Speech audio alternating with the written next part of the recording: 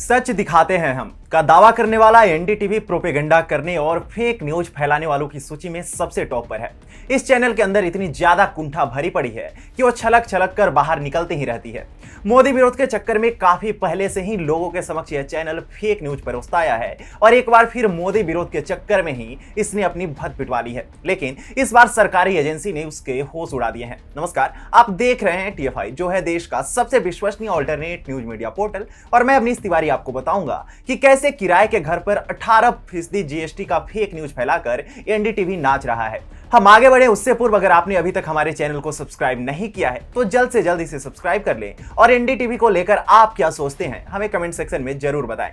तो अभी हम आरंभ करते हैं। दरअसल एनडीटीवी ने उसी रीत को जीवंत किया है जिसका निर्माण वो वर्ष 2014 से करता आ रहा है। आलम यह है कि गिने चुने पाठकों और दर्शकों को छिटकने से बचाने के लिए अब एनडीटीवी ने यूट्यूब के बल पर अपनी रही बची साख बचाने के लिए क्लिकबेट का सहारा लेना शुरू कर दिया है। यूं तो प्रोपेगेंडा और फेक कंटेंट फैलाना एनडीटीवी के लिए कोई नई बात नहीं है।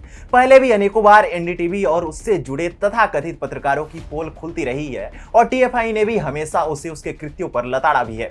हालिया मामला उस लेख से जुड़ा है जिसके शीर्षक में ही एनडीटीवी ने सनसनीखेज दावा कर दिया कि घर के किराए पर अब लगेगा 18% जीएसटी।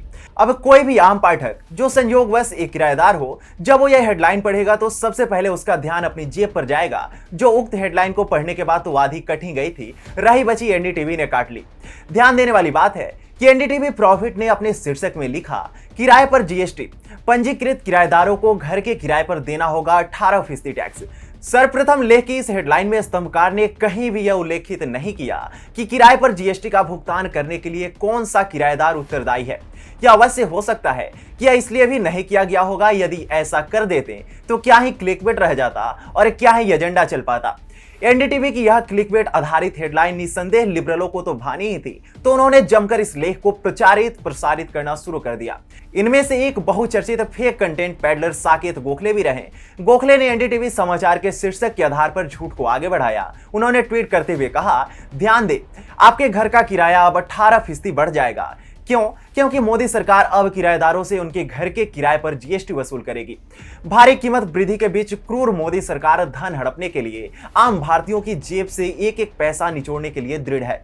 अब जिनका इतिहास ही झूठ परोसने और प्रसारित करने का है, उनसे और उम्मीद ही क्या की जा सकती है। फिर उसमें क्या एनडीटीवी और क्या साकेत गोखले, दोनों से मत भिन्नता होना एक बार के लिए सहनशील है, पर ये वो तत्व हैं जिनके लिए ये कहावत बहुत पहले ही कही जा चुकी है, भैंस के आगे कौन ही बीन बजाए।